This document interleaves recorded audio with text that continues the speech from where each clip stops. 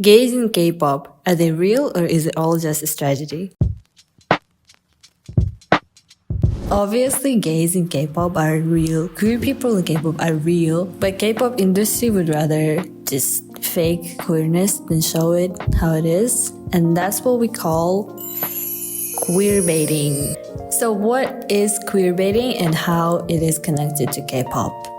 Queerbaiting is a marketing strategy used to appeal to queer audience without fully embracing queer identity. So basically, it's when straight people pretend to be gays for the show and money and attention. And if we're talking about K-pop idols, they obviously do not make these decisions themselves. They are getting told to put up all this show by their companies because we live in capitalism and obviously it's all for the money. I did some research about people's opinion on queerbaiting in K-pop. Some people say that this term can be used only when referring to fiction because real people cannot do queerbaiting. The thing is that we know fictional characters' sexuality, but we cannot assume any real person's sexuality. So real people cannot do queerbaiting. But other people say that K-pop idols may appear as queers to the audience just to profit off of it, and this is queerbaiting. I understand both of these perspectives, but I do think that real people can do queerbaiting, especially celebrities and influencers. And the most popular examples are paper kiss or paper kiss games. It's all staged just to get attention from the fans. Another example is that K-pop idols always wave rainbow flags at their concerts, but struggling to answer if they support gay rights or not. Do you support gay rights? Yeah. So what do Koreans think about all of this queerbaiting stuff? In my classes with David, I learned this term 비계포, which means business gay performance. That's basically Korean term for queerbaiting. I asked two of my Korean friends if they are familiar with this term, and one of them, who is into K-pop but not into all this queer culture, she was not familiar with it. She never heard about it. But my other friend, who was not really into K-pop but into queer culture, she said that she knows this term, she recognized it immediately, and she said that she really disliked this whole concept of business gay performance. And this shows that even inside Korea, people see these performances differently depending of their interest in K-pop and queer culture. Cultural context.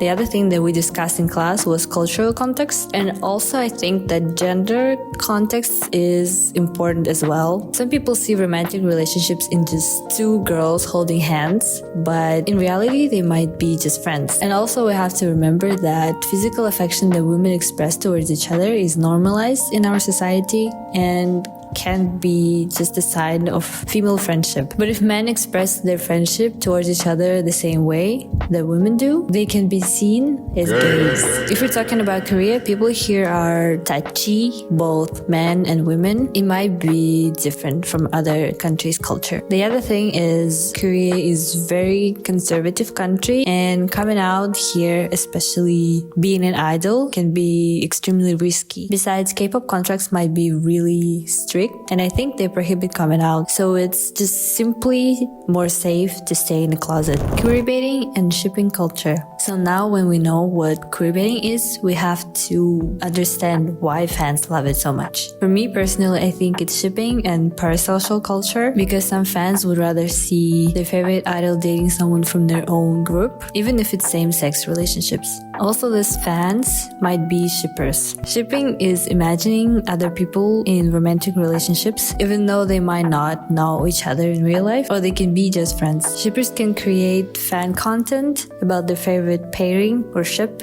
and it can be art, fan fiction, fan edits, any other stuff. The most popular type of dynamic is same-sex relationship. The large amount of shippers are females. They prefer boys' love. K-pop companies are aware of shipping culture, and they see it just as another way to make money. They make idols do skinship, flirt with each other, and play all this type of games. Everything to make parasocial fans believe that there's some chemistry, there's some romantic relationships between their two favorite idols. So we know why companies do make idols do queerbaiting, but I want to just sum it up. What are advantages and and disadvantages of queerbaiting in K-pop. The advantages are that companies get more money. Queer people think that they having some sort of representation. Also, idols gain more popularity, and BL lovers and shippers getting their favorite content. But there's more disadvantages in it.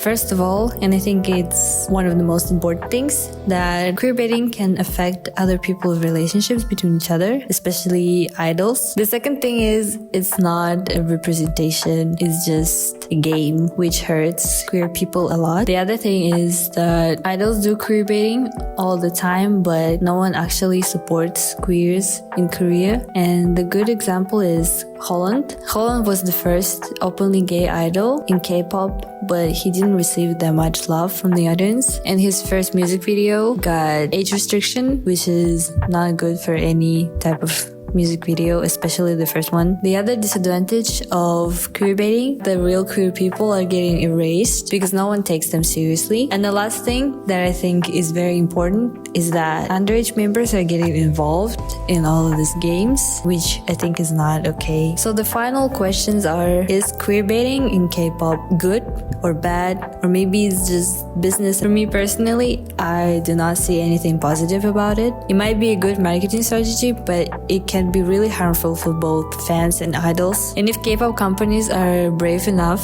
to play with queerness, they might as well just start embracing it and support real queer artists instead. So this was my thoughts and my research on queerbaiting in K-pop. Thank you for listening, and yeah, I hope you liked it.